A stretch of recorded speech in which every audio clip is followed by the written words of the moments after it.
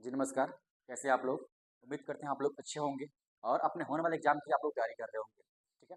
आप देख रहे हैं स्मार्ट ग्लोब स्टडीज, जिसमें आपको बिहार या भारत में होने वाले जितने जीके जैसे एग्जाम होते हैं उन सारे एग्जाम की आपको तैयारी कराई जाती है। ठीक है। कुछ दिन से आपको वीडियो अपलोड नहीं हो रहे थे, उसके पीछे कुछ रीजन था। ठीक है। तो आज से रेगुलर कंटिन्यू अपलोड एक वीडियो होगा सेम टाइम। ठीक है। तो जुड़ना ना भूलें स्मार्ट ग्लोबल स्टडीज से। तो चलिए आज की क्लास स्टार्ट करते हैं। देखिए, आज की पहला क्वेश्चन आज का पहला क्वेश्चन कह रहा है,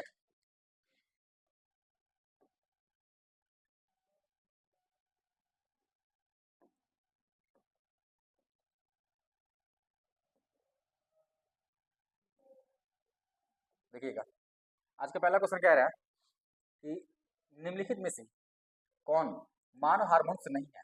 ये पूछ रहा है इनमें से कौन सा है जो मानव हार्मोन से नहीं है। ठीक है। तो इसका आंसर हो जाएगा साइटोकाइनिन। ठीक है।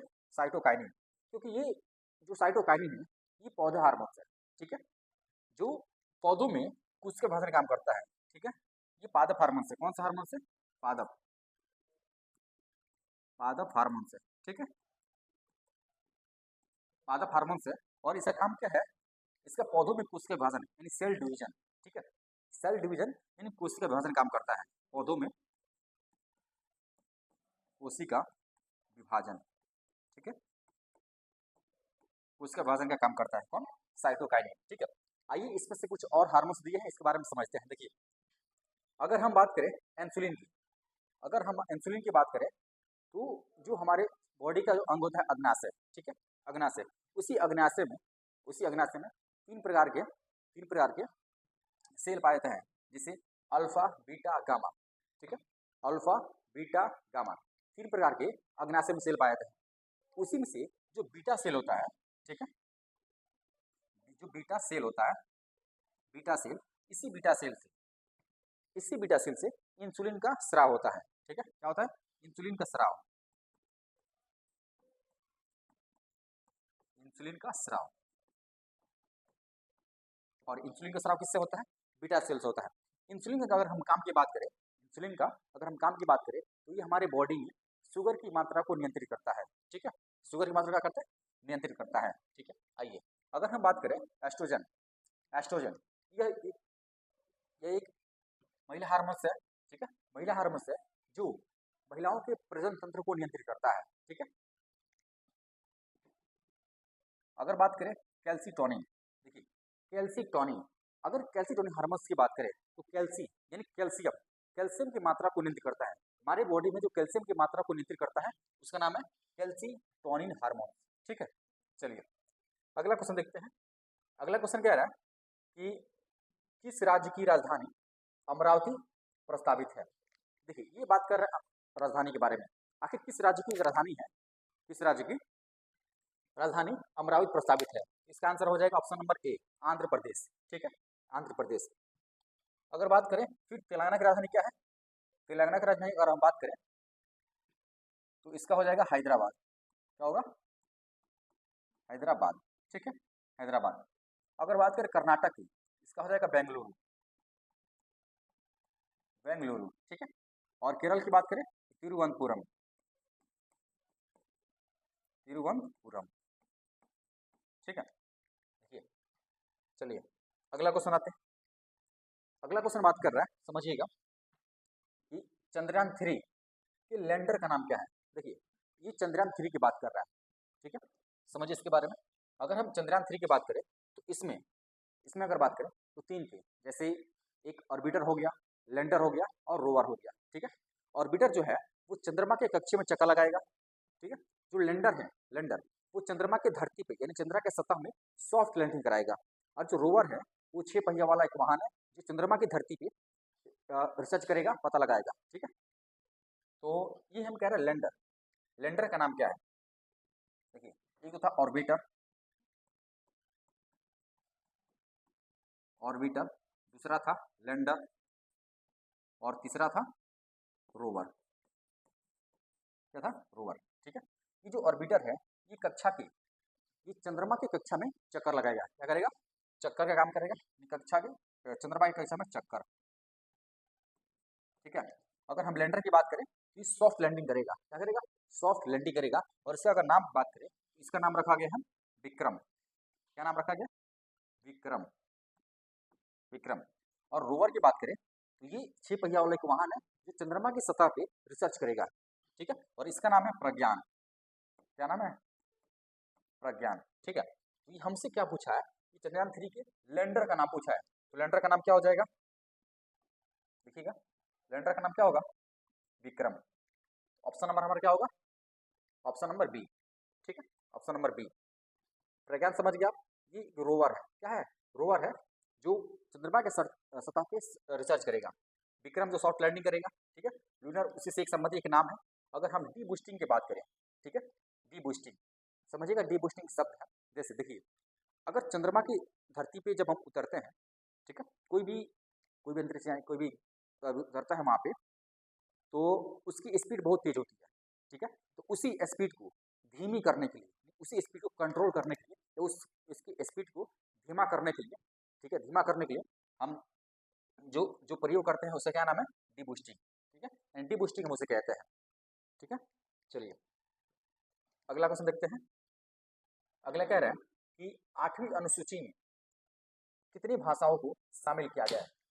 समझिएगा, ये बात करें 8वीं अनुसूची के बारे में, आखिर 8वीं अनुसूची में कितनी भाषाओं को शामिल किया है, तो इसका आंसर हो जाएगा ऑप्शन नंबर बी। क्या होगा?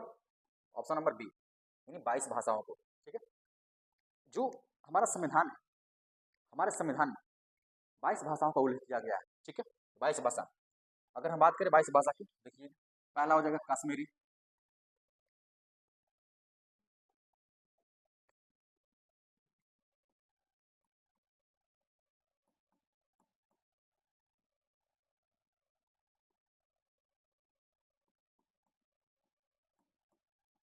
कश्मीरी, ठीक है। उसके बाद सिंधी, सिंधी, पंजाबी, ठीक है, कश्मीरी, सिंधी, पंजाबी, हिंदी, हिंदी, बंगाली, असम, असामी, असामी, उसके बाद से उड़िया, उड़िया, गुजराती,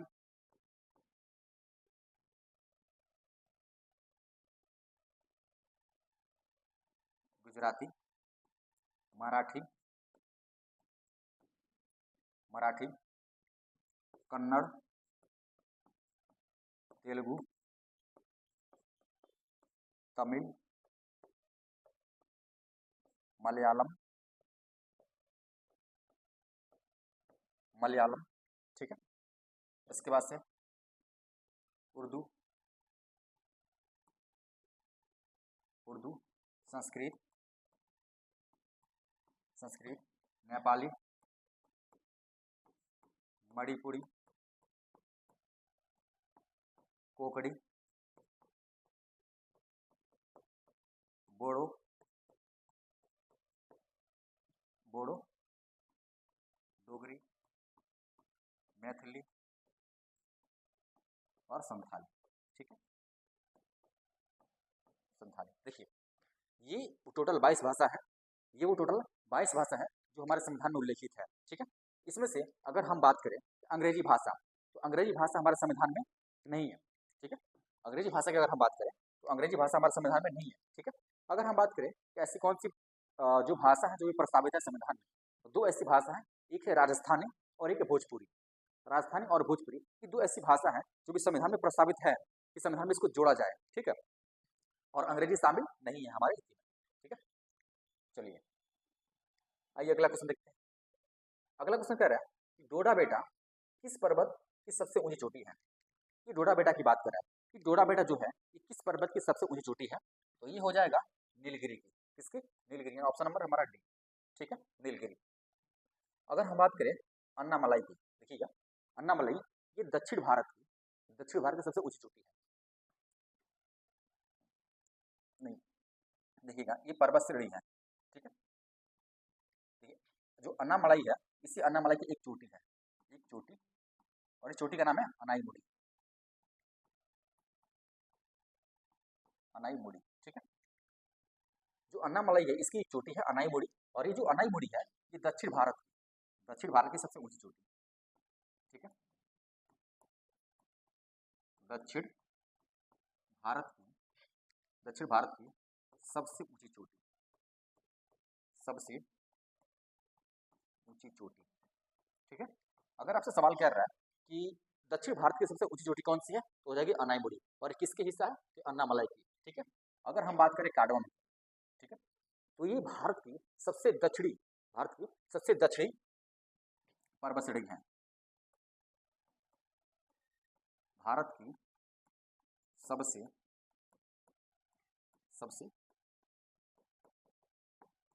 दक्षिणी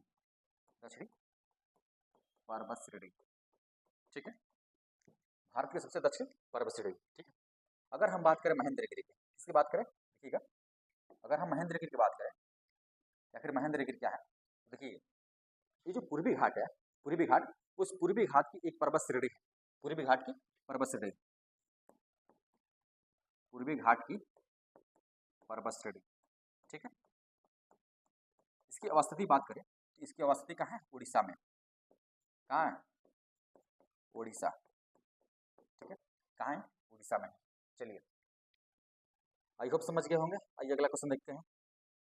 अगला क्वेश्चन कह रहा है कि पाटलिपुत्र के संस्थापक कौन है, पाटलिपुत्र, समझिएगा, ये पूछ रहे हैं पाटलिपुत्र संस्थापक कौन है, जो आज वर्तमान में हम लोग पटना कहते हैं, इसी पटना का पूरा नाम था पाटलिपुत्र, जिसका स्थापना उदयन ने किया था। किसने किया था, उदयन ने किया था। ये जो उदयन है ये हर्यक वंश का राजा था, किसका, हर्यक वंश, समझिएगा,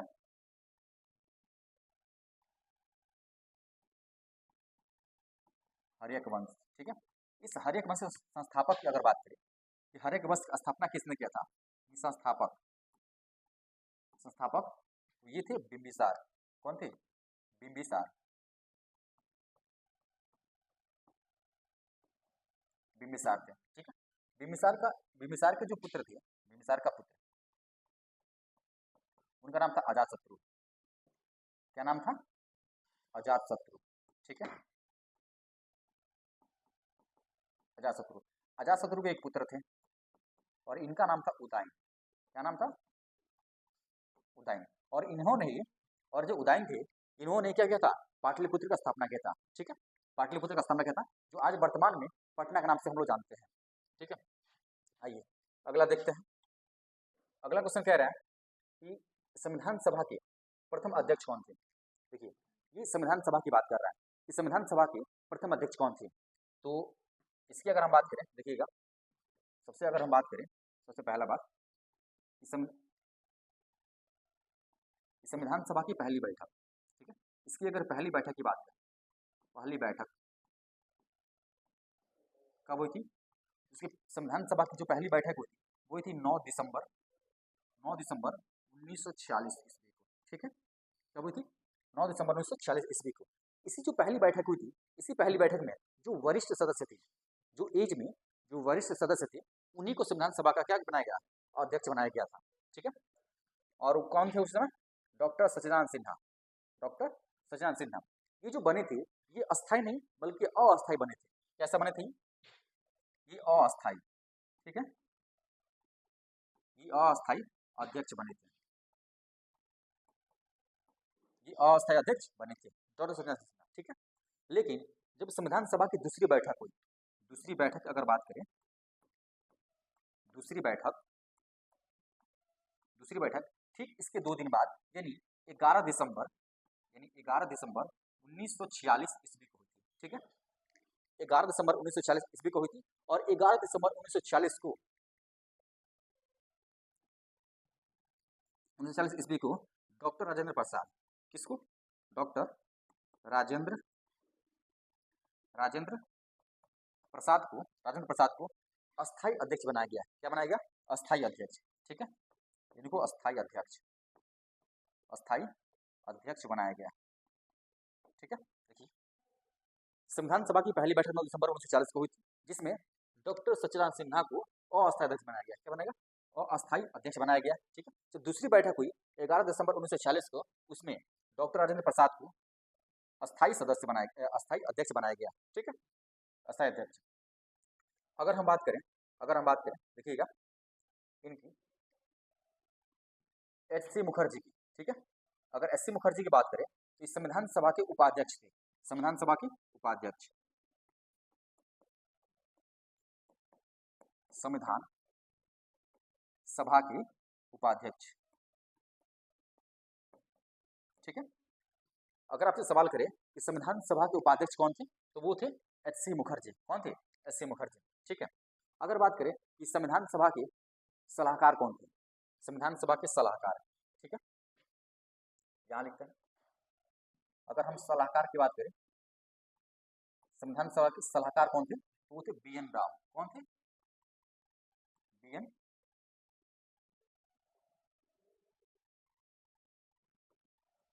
राव, ठीक है। कौन थे? बी.एन. राव थे। चलिए अगला क्वेश्चन देखते हैं। अगला क्वेश्चन कह रहा है कि 44वें संविधान संशोधन द्वारा हटाया गया मौलिक अधिकार कौन सा था। देखिए 44वें संविधान संशोधन हुआ था, उस समय एक मौलिक अधिकार को हटाया गया और वो था संपत्ति का अधिकार। कौन था? संपत्ति का अधिकार।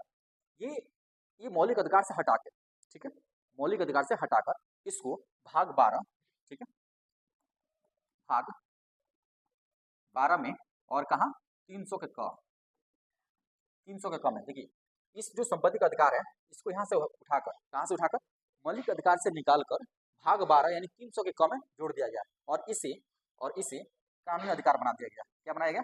कानूनी अधिकार, समझिएगा, कानूनी अधिकार बनाया गया। और ऐसा क्यों किया गया? क्योंकि इसमें भूमि सुधार अधिनियम बनाना था, ठीक। चलिए अगर बात करें कि हमारे मूल अधिकार कितने हैं, तो मूल अधिकार है 6 प्रकार के। कितने हैं? 6 प्रकार के। वर्तमान में कितने हैं? 6 प्रकार के। कितने प्रकार के? 6 प्रकार के मूल अधिकार से हैं, ठीक है। जो अगर हम बात करें, अगर मूल अधिकार की कि किस भाग में है, अगर हम भाग की बात करें भाग 3 में, ठीक है। और अगर अनुच्छेद की बात करें तो अनुच्छेद कहाँ से कहाँ तक है, तो ये हो जाएगी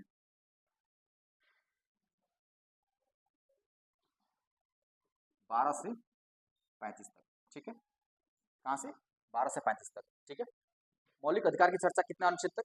12 से लेकर 35 तक। अगर भाग पूछेगा तो भाग 3, ठीक है। और कितने प्रकार के हैं? तो ये है 6 प्रकार के। चलिए अगला देखते हैं। अगला क्वेश्चन कह रहा है कि पंचायती राज व्यवस्था किस संविधान संशोधन से संबंधित है। देखिएगा ये पंचायती राज व्यवस्था की बात कर रहा है कि आखिर पंचायती राज व्यवस्था जो है ये किस संविधान संशोधन से संबंधित है। तो इसका आंसर हो जाएगा 73वां। कौन सा होगा? 73वां संविधान संशोधन। 73वें संविधान संशोधन के तहत पंचायती राज व्यवस्था को पूरे भारत में लागू किया गया। कहाँ किया? पूरे भारत में। और सबसे पहले अगर बात करें, अगर हम पंचायत की बात करें कि पंचायत सबसे पहले कहाँ लागू हुआ, सबसे पहला, सबसे पहले, ठीक है, तो राजस्थान के नागौर जिले में, राजस्थान के नागौर जिले में, नागौर जिले में। और ये कब लागू किया गया? ठीक है, और कब लागू हुआ? अगर हम लागू की बात करें तो 2 अक्टूबर, समझिएगा 2 अक्टूबर 1959 ईस्वी को, ठीक। देखिए अगर हम पंचायत की बात करें तो राजस्थान के नागौर जिले में सबसे पहले लागू हुआ। कब लागू हुआ था? 2 अक्टूबर 1959 को। उसके बाद 73वां संविधान संशोधन हुआ, 73वां संविधान संशोधन हुआ 1992 में, और उसके तहत पूरी भारत में पंचायती राज व्यवस्था को लागू कर दिया गया, ठीक है। चलिए अगला क्वेश्चन देखते हैं। अगला कैसा है, किसने गति के नियमों का प्रतिपादन किया था। ये गति के नियम की बात कर रहा है, इसको किसने किया था? इसको किया था न्यूटन ने, ठीक है। किसने किया? न्यूटन ने। न्यूटन ने एक पुस्तक लिखी जिसका नाम था प्रिंसिपिया। प्रिंसिपिया नामक एक पुस्तक में, देखिए न्यूटन का एक पुस्तक था, पुस्तक, और पुस्तक का नाम था प्रिंसिपिया, ठीक है। और इसी पुस्तक में 1687 ईस्वी में, कब? 1687 ईस्वी में उन्होंने गति के नियम के बारे में बताया था, ठीक है। तो चलिए आज का हमारा इतना ही क्वेश्चन था। अगर आज से, देखिए आज से आपको क्लास डेली मिलेगी, ठीक है, सेम टाइम पे मिलेगी। अगर आपको ये क्लास अच्छी लग रही है तो आप जुड़े और साथ ही साथ अपने दोस्तों को भी जोड़ें। ठीक है, मिलते हैं आपसे अगली क्लास में, तब तक के लिए जय हिंद।